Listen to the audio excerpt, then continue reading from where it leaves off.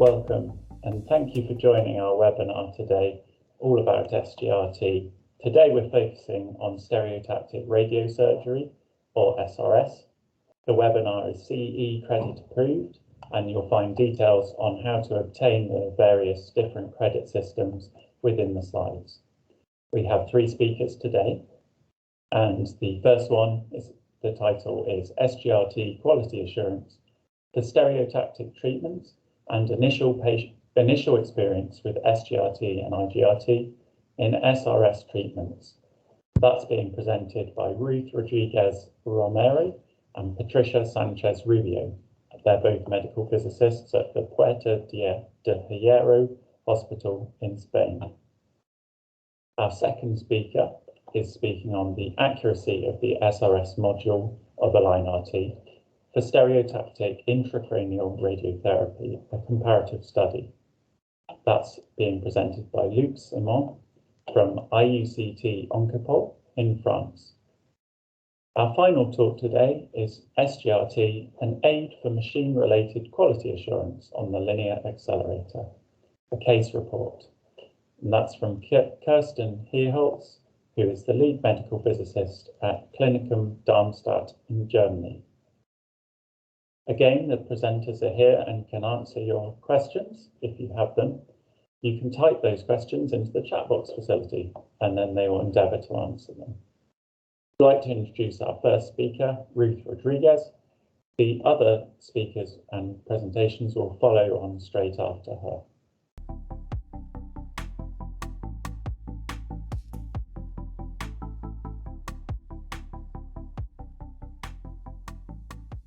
Hello, I'm Ruth Rodríguez-Romero, medical physicist from Puerta de Hierro Majadahonda Hospital in Madrid, and I want to thank the organization for the invitation to participate in this event, to be able to share with you our experience in quality control of the SGRT system for stereotactic treatments. Surface guidance system in radiotherapy allows monitoring patient position in real time, complementing image guidance. In the case of stereotactic treatment, sub-millimeter accuracy is required. The objective of this work is to describe the quality control program developed for a SGRT system intended mainly for cranial stereotactic treatment, as well as the result obtained, like radiosurgery calibration validation or offset magnitude depending on couch rotation. Since February 2020, we have the AlignRT system installed for a true-beam linac consisting of 3 optical positioning device pods attached to the ceiling. Following the manufacturer's recommendation, the consistency between the position detected by each pod is checked daily using a 2-dimensional pattern of black circles on white background, which is aligned based on light indicator, crosshead, and/or lasers. This is the same phantom used for the optical and isocenter standard calibration of AlignRT. Weekly, due to the radiosurgery periodicity in our hospital, 1 or 2 per week, the following controls are carried out. Using variant isocal tool, different projection for several gantry and collimator rotation of a cylindrical phantom with embedded pellets are analyzed, which allows determining the maximum deviation of the radiation and imaging isocenters. We include this test as a part of the surface guidance quality control, since AlignRT radiosurgery calibration and verification is based on the correlation between the surface of a cubic phantom that contains 5 radiopaque spheres in known position, with the corresponding anteroposterior and lateral projection acquired with the portal device. Hence, the importance of the centering of the megavoltage image system in this case. Once the megavoltage imaging system has been verified or recalibrated, the AlignRT isocenter is checked, applying the difference obtained in case they exceed 0.1 mm or 0.1 degree. Next, the behavior of the system with the couch rotation is verified, since any small error introduced in the calibration with couch at 0 degree will be propagated and magnified with the coach rotation, obtaining lateral and longitudinal displacement that appeared to be a coach workout. For this reason, we also register the displacement observed with the cross-head projection. We have mainly used AlignRT software to quantify the deviation for coach rotation as long as it allowed to analyze the radiographic images for AP-PA projections for every coach rotation. However, after the last update to version 6.2, this software tool has been eliminated, so we had to increase the frequency of the Hancock-Whitson-Lutz test analyzed by Sánchez software, which had been initially proposed as an independent monthly test. The Sánchez software determines the position of the central sphere with respect to the center of 3 cm field size instead of with respect to the central pixel.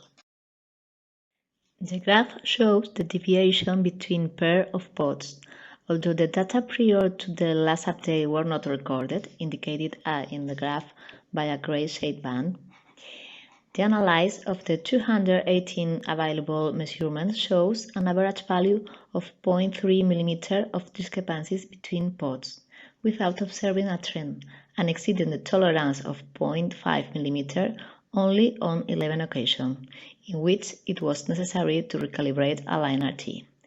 In such cases, the calibration performed with a 2D panel were about 0.3 to 0.4 mm, obtaining less variability between the lateral chambers, 1 and 2, and up to 1.9 mm with respect to that located on the patient feet, the third pod. The results obtained with the ISOCAL tool show maximum deviation lower than 0.4 mm for the radiation isocenter and around 0.1 mm for imaging isocenters, and to date we have not observed any evolution or trend in the data or the need to recalibrate the image isocenter with an actual level of 0.5 mm. The result of the verification carried out with a cubic phantom did not exceed 0.1 mm in 30% of cases, not being necessary to recalibrate the system weekly.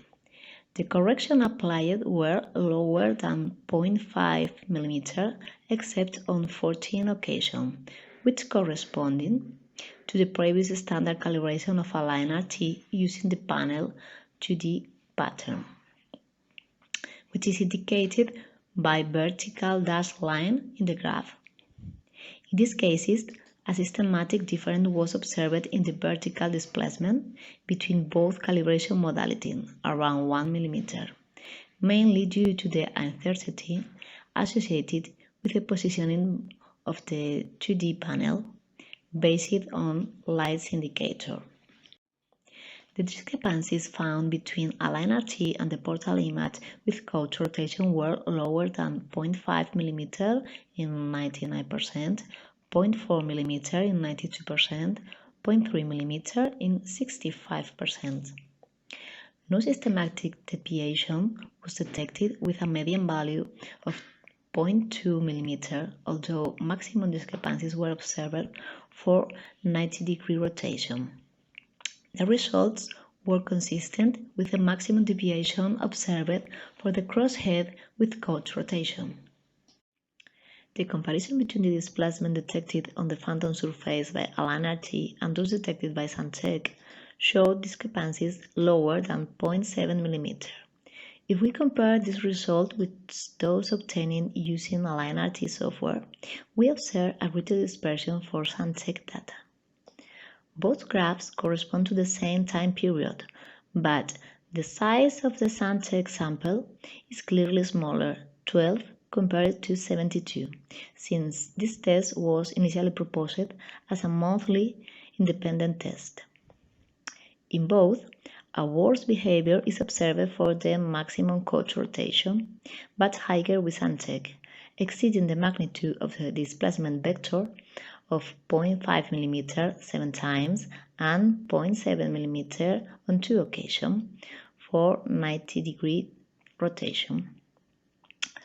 Regardless of the different size of both samples, the difference between the results obtained can be explained based on the methodological difference, the choice of the origin, image center versus field center, the field size and the number of detected spheres, 10 by 10 centimeter and 5 spheres versus 3 by 3 centimeters and only 1 sphere, and the projections analyzed, a PPA versus only AP.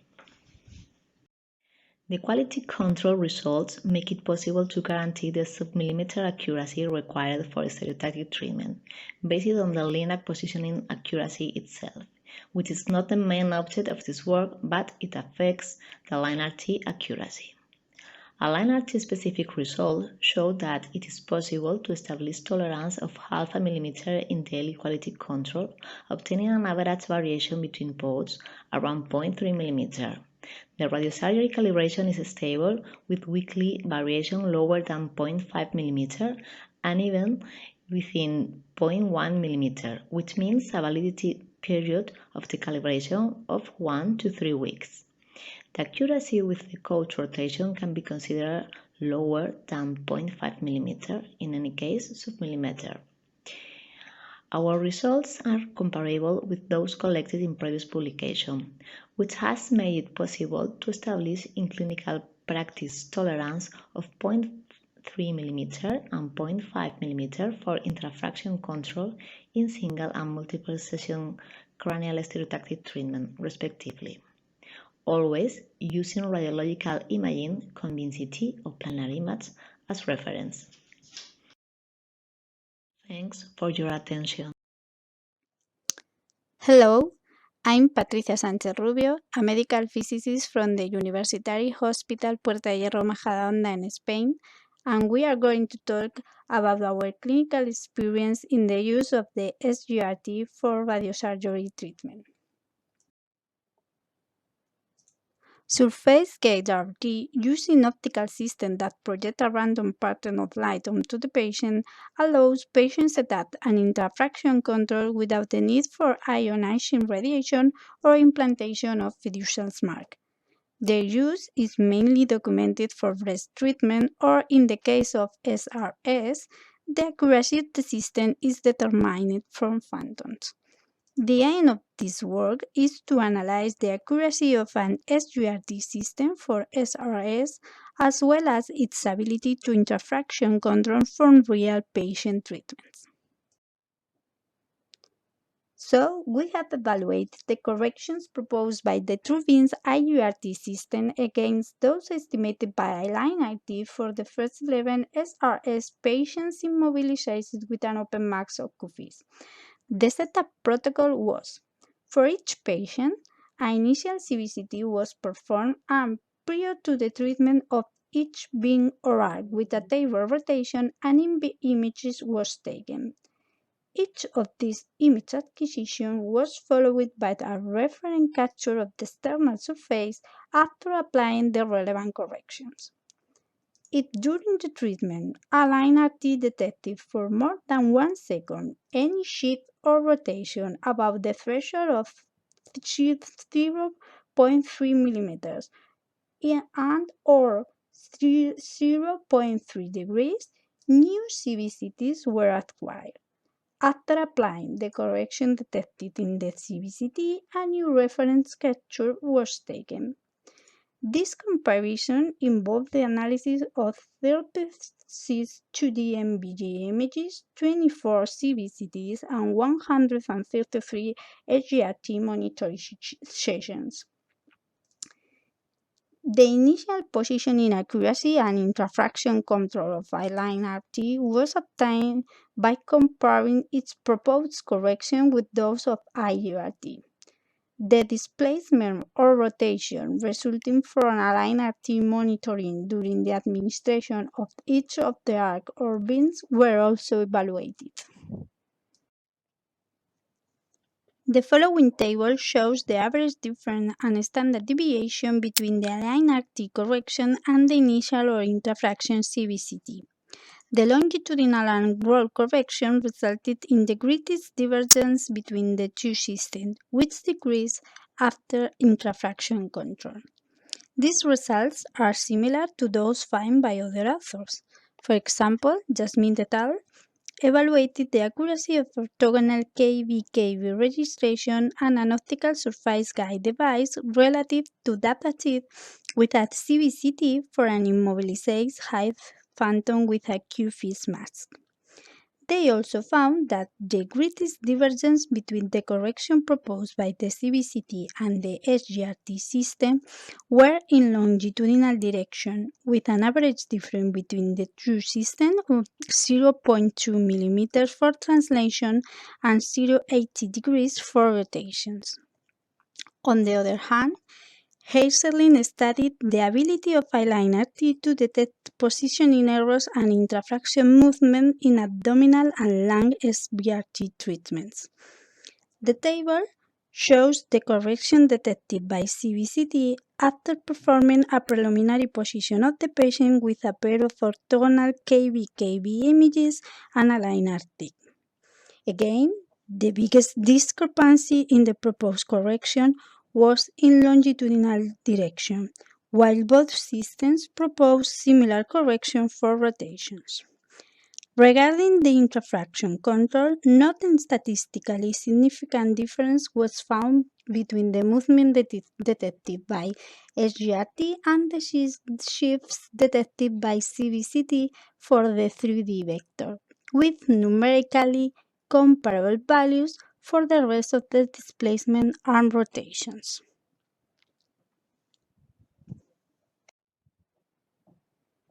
Why this difference?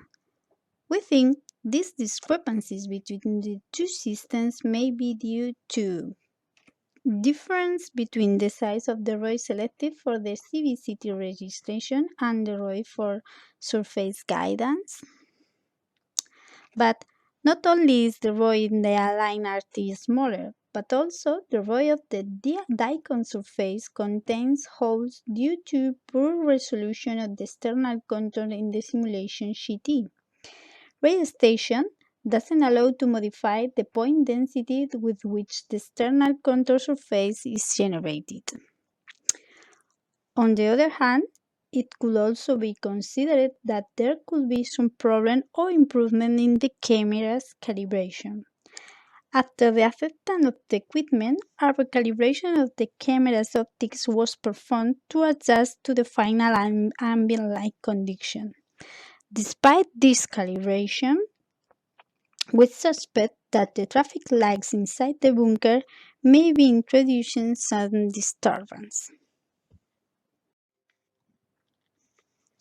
In the comparison of the accuracy of the SGRT system against MV imaging with zero gantry, it can be appreciated in the figure that AlignRT proposed greater correction than MV image for table angles greater than 50 degrees, especially in lateral direction, with a maximum average difference of 0.61 mm in lateral and 2.39 of yaw. The area limited, but the red dotted polygonal lines mark 0.3 mm and 0.3 degrees tolerance within which SGRT system allows treatment delivery. This slide shows that the SGRT system allows real-time motion monitoring with an accuracy of better than 0.3 mm and 0.3 degrees, recording a maximum average displacement of 0.09 mm in the longitudinal direction and 0.08 degree for yaw for all of 153 monitorization analyzed. In conclusion, AlignRT allows SRS treatment to be performed with an accuracy similar to that offered by the IGRT systems. Real-time monitoring is able to detect some millimeter deviation in treatment position. However, the acquisition of a single MV image in bin or arc with table rotation doesn't allow for correction in 6 degrees of freedom, which makes it difficult to compare the SGRT system with IGRT. Currently, we are studying the acquisition of orthogonal images, preferably KBMB, with table rotation. Thank you for your attention.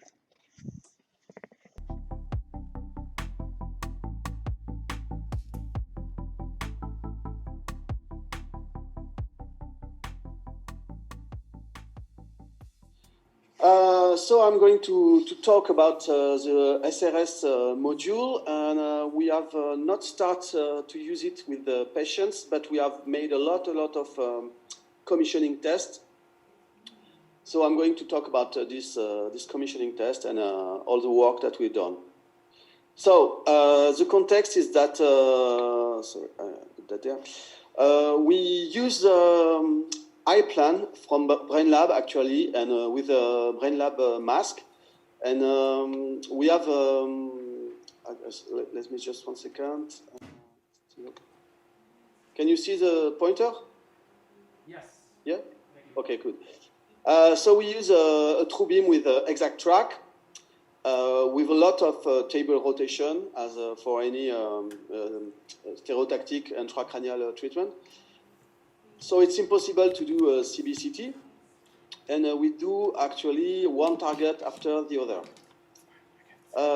This year we have installed on this machine AlignRT for breast for now, and we just start for now 3 weeks, I would say, HyperArc. HyperArc is, as you know, the possibility with the variant to treat several targets at the same time. You can treat up to 10 targets at the same time with modulated treatment. So the objective of today is to answer this question: can AlignRT SRS replace or complement ExaTrack? Sorry. So I just say 2 words on the SRS. I don't present AlignRT because you already know. But the SRS module is more or less just a software option, and you have this cube that allow to calibrate AlignRT using MV images. So it's a better calibration of the system, and we have a better resolution. So the region of interest must be on the skin, as you know. So you have 2 possibilities. The first possibility is to not use any mask. It has been done by this team in 2010. So it's a possibility. We have chosen to use open mask like this. This is a Q-fix mask that we use for HyperArc. So the first thing we did is to create a mask for this phantom, which is a BrainLab phantom, and to use AlignRT on a true beam with exact track with a 6 degree of freedom table called perfect pitch, as you know. We did a region of interest on the skin part of the mask, and we test at 3 different table rotation, 0, 45, and 90. Then we did something very simple. We apply some very small shifts, axis by axis of the table on this 6 direction, the 3 translation and the 3 rotation. Then after each shift, we just track the phantom position with AlignRT and also with ExaTrack. So it's very simple. We just make a small move with small increments of the table move, and then we just check what is the position in the point of view of AlignRT and ExaTrack. We did the same thing with volunteers, but then we did a combination of shifts in 6 degree of freedom, combination of 6 millimeter and 0.6 degrees on all directions. So this is the combination, because it was not possible to let a volunteer for hours on the table with the mask. It was too long. And the last thing we did is to assess the consequences of the position error for one patient, a hyperarc patient with 8 metastases, with a prescription of 20 gray. In my center, we do a normalization of 24 gray at 50% of the sum of the GTVs to obtain 20 gray on the PTVs. So the PTV is just GTV plus a margin of 2 millimeter. And on a TPS, we have just introduced the shift in 4 degrees of freedom, and we have determined a D99% of the 8 GTVs and 8 PTVs. So the first results of our very simple first experience. So again, we have this phantom, and we made here it's a vertical motion. So on this graph, you can see on x-axis the shift that we apply, and on the y-axis the error shift, which means it's the observed shift by a system minus the applied shift. Then we got the result for Vision-RT, AlignRT actually, and ExaTrack for at table at 0 degree. And you can see that AlignRT is quite perfect, I would say. And ExaTrack is a little bit less good. But if you look, it's very, very small error. It's like the order of 0.2 millimeter or something like this. So it's still very good.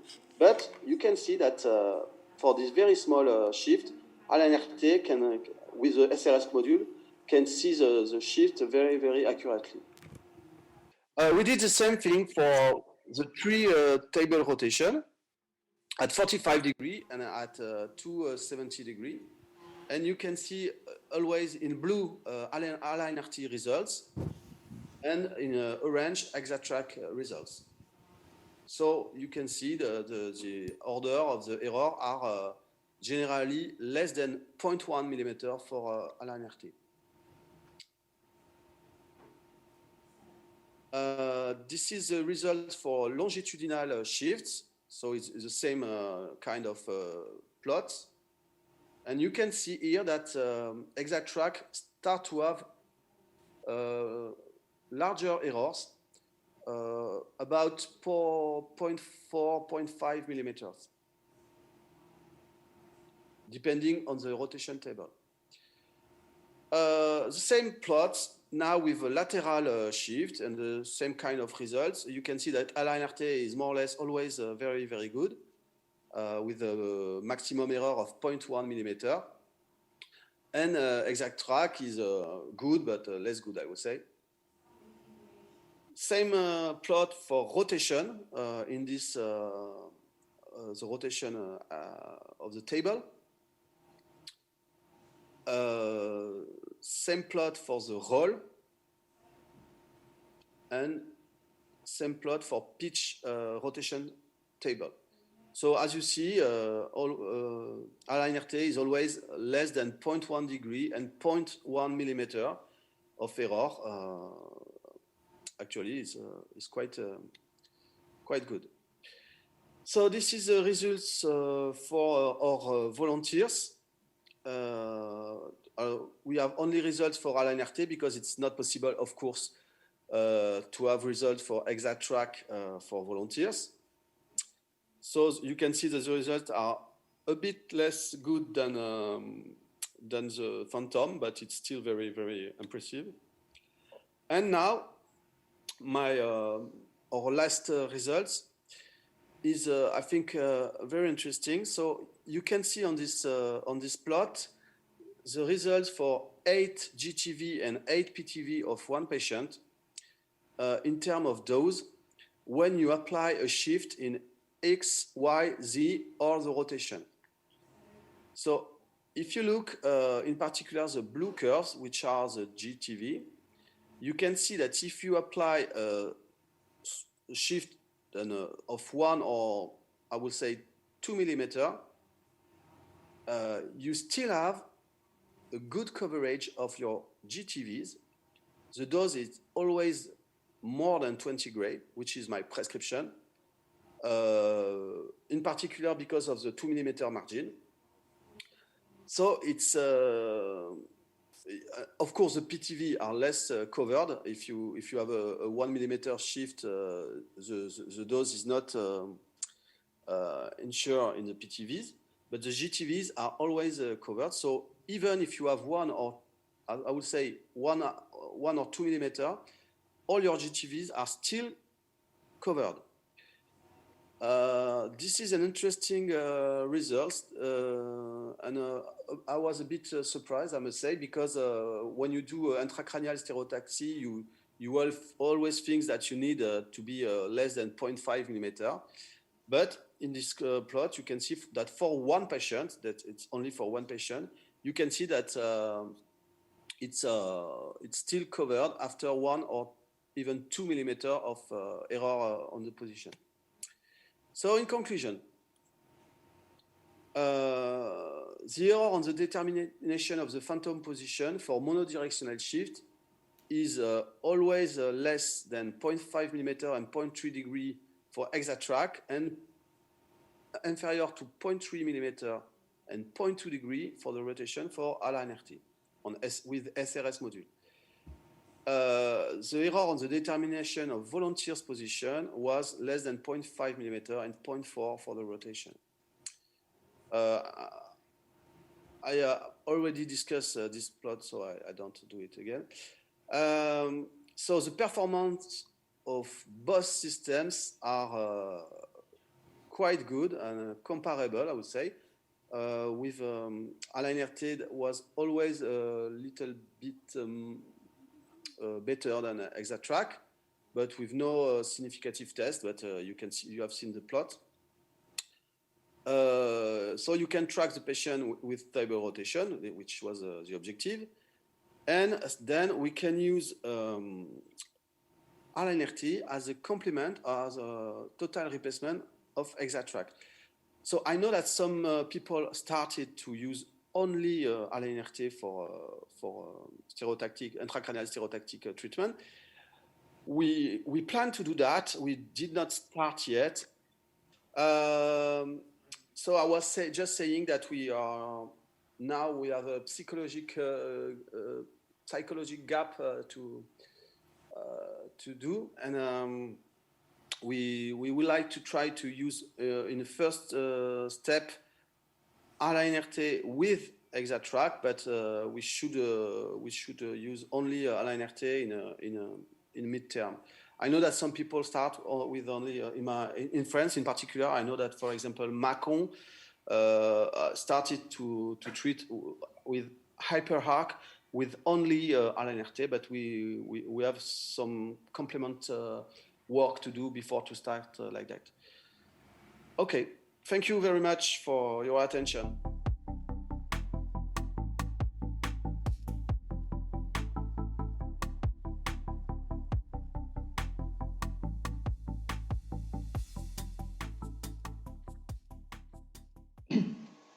Dear ladies and gentlemen, I would like to thank for the opportunity to present our experience with AlignRT in troubleshooting a Linac. First of all, I would like to briefly show you our equipment at Klinikum Darmstadt.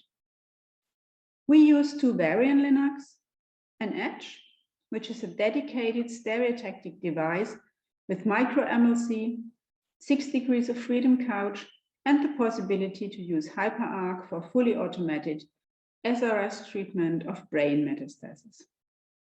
Our second device is a TrueBeam with 5 mm MLC and a 3 degrees of freedom couch. Both Linacs are equipped with the VisionRT SGRT system. We use ARIA and Eclipse to prepare the treatments. We have been using hyperarc stereotactic therapy since 2018. From the beginning, exclusively in combination with AlignRT. For those of you who do not know this technique, it is a fully automated treatment technique in which several brain metastases can be treated with one isocenter. Several remote fields are used both in a coplanar and non-coplanar arrangement. If this kind of treatment is used in our clinic, we check the LINAC by performing these tests one after the other. First of all, the isocal provided by Varian, with which both KV and MV imaging system are calibrated to the mechanical isocenter of the LINAC. Since this test is a fully automatic test of the LINAC, a classic Winston-Lutz test is also carried out in order to check the isocenter regardless of the LINAC manufacturer. In a third step, the AlignRT system is adapted to the imaging isocenter of the LINAC. I will explain this step in more detail in a moment. And of course, every hyperarc treatment plan is checked with both Octavius 4D and portal dose. If you want to monitor stereotactic treatment with AlignRT, VisionRT recommends carrying out a so-called cube calibration, in which we do a sort of fine-tuning of the AlignRT system with the imaging isocenter of the LINAC using a cube with radiopaque markers. For this purpose, the cube is aligned in the isocenter of the LINAC with the help of AlignRT, and then MV images of the cube are made from 4 gantry angles. These images can be imported into AlignRT, and AlignRT then shows us the difference between the two systems. The adjustment can now take place with the help of the recalibration. As a rule, the test is then repeated with usually no discrepancies between the two systems. However, since the imaging takes place with cone-beam CT in clinical mode, the KV system can also be checked in a third step. And finally, until the switch to software version 6.2, it was also possible to evaluate recordings from different couch angles in order to be able to control the quality of non-coplanar radiation fields. To our great regret, this option no longer exists, which will play a role in my further remarks. The treatment of a radiosurgery plan with hyperarc then takes place like other treatments. The patient is positioned with the help of AlignRT. We use tolerances of ±1 millimeter and 1 degree for SRS treatment. And then a cone-beam CT is performed and matched with the planning CT slices. If you compare the real-time deltas of AlignRT on patient positioning with the cone-beam CT results, we usually see deviations that are less than 1 millimeter. The subsequent treatment is fully automated, what means that after the therapist turned on the beam, all gantry and couch movements are carried out by the machine without any further intervention by the user. Here is an example of irradiation in couch 315. As you can see, even when the couch is deflected, the deviations are less than 1 millimeter and 1 degree. In the first 2 years since the technology was implemented, we treated more than 50 patients with hyperarc in combination with AlignRT, and in no case we had any deviations beyond the tolerance limits just mentioned. In August 2020, when installed the AlignRT software 6.2, and 2 weeks later, the first hyperarc patient should be treated. In order to be able to check the couch positioning, we scanned the cube in the CT scanner, imported the slices into Eclipse, and prepared a plan to generate MV images with several couch angles, as you can see here. We planned to carry out the test in such a way that will load the cube into AlignRT as a patient, create the MV image from, for example, couch 45 and compare this directly online on the LINAC with the DRR from Eclipse. The determined deviations should correspond to those of the AlignRT system. That's the theory. In practice, the surface of our cube turned out to be poorly suited for detection. Two side walls could not be used for detection because they had holes. We then completely changed the test and used our Steve phantom to check the couch angles. So the system seemed to be fine. Then, at the end of August, the first helper ARC patient after software upgrade was treated, and we found a deviation significantly greater than 1 millimeter at couch angle 217. The repeated cone beam CT at couch 0 showed an optimal positioning of the patient. Since this treatment field was the last of 5 fields, we decided, in consultation with our oncologist, to continue the treatment despite this unusual deviation. Following this treatment, we informed Vision RT, as my first assumption was that it must have to do something with the software upgrade, as this was the only change in the overall system. 2 days after this treatment, the entire QR chain was carried out again with very good results, which, however, could not explain the problem with the patient. Since the next patients were due, the previously fully automated hyper-arc treatment was changed to semi-automatic so that it was possible to take an MV image in every couch position. For the next patient, MV images were then systematically created and documented, which I would like to show you below. These are the deviations after the cone beam CT and creation of a new reference surface. I have to add that somewhat larger tolerances of plus minus 1.5 millimeter and a magnitude of 2 millimeter were used for this patient, since this patient was not irradiated as a radiosurgery with just 1 fraction, but with 5 fractions. Here, the field in couch angle 45 degrees and the deviations determined by the MV image match with the DRR. These are of the same order of magnitude as AlignRT. At couch 270 degrees, however, AlignRT detected a 1.4 millimeter greater deviation than we could find in the imaging. So we felt safer for the treatment of our patient, but we could not explain why this deviation happened. Again, we changed the cube calibration, this time on the advice of Vision RT.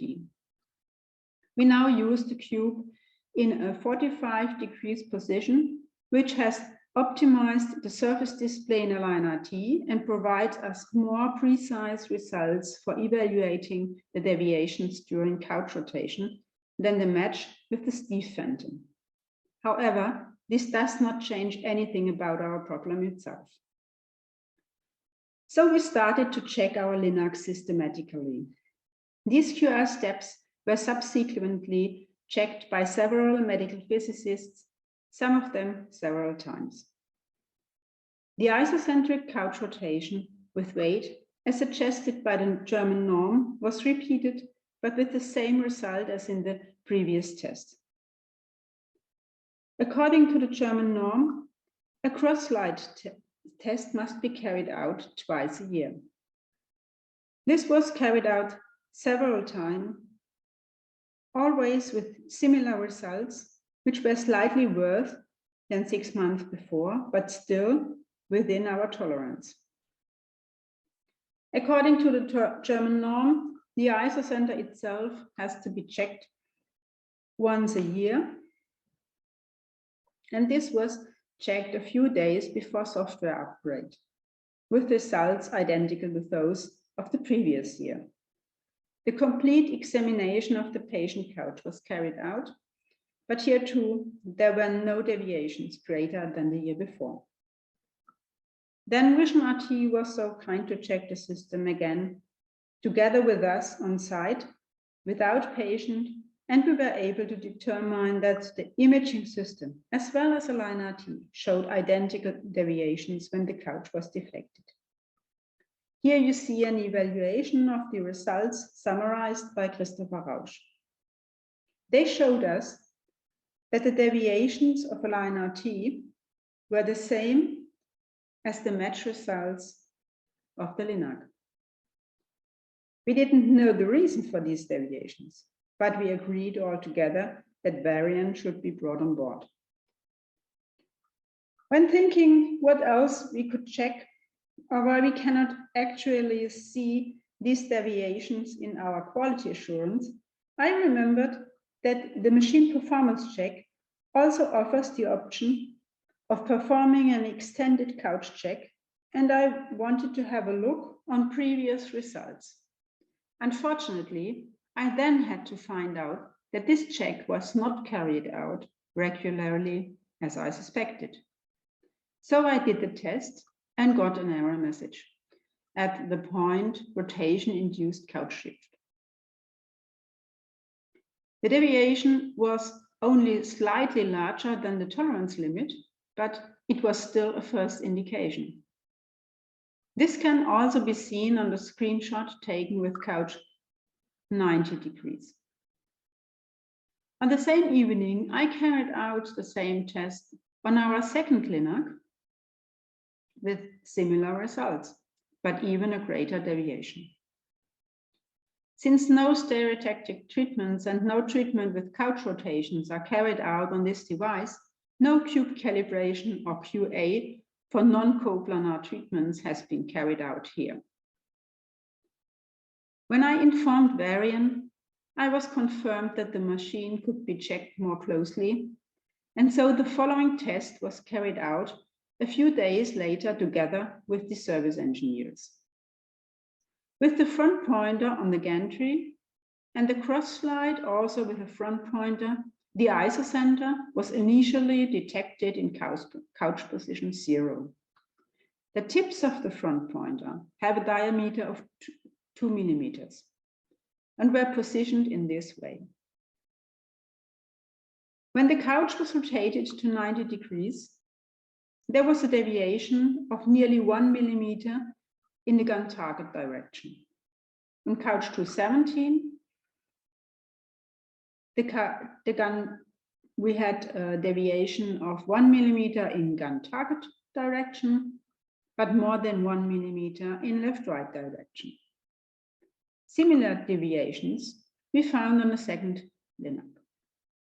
The conclusion of Varian company was these deviations are too large, and they suggested that the machine should be readjusted. But why? On this picture, you can see the individual building parts of our clinic very well. The 2 LINACs of our institutes have been located here in the basement since 2017. The offices of the medical physics are housed in this building so that we do not spend a lot of time at the LINACs during patient treatment and daytime. These 2 buildings have been under construction from 2018 to November 2020. In summer of 2020, the completion took place with remaining work just inside the building.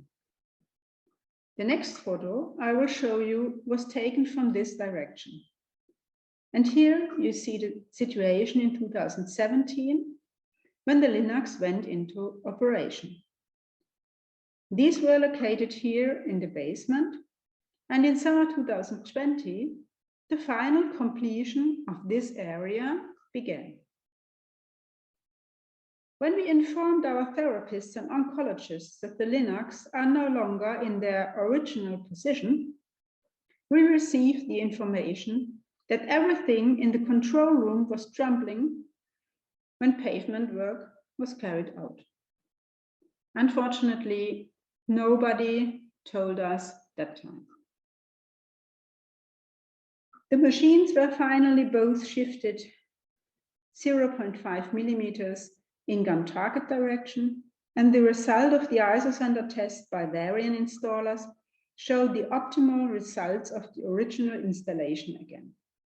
The hyperarc treatment can now be carried out with deviations of less than 1 millimeter and 1 degree. But without AlignRT's notification during patient treatment, you would have discovered the problem really much later. So I hope my explanations were interesting for you, and thank you for the attention. Thank you so much for joining us today. Just remind you to complete the quiz. The session will remain open for a little while, so you can do that and receive your credits. I really hope to see you next Tuesday at the next SGRT community webinar, where we will be focusing on SABR treatments.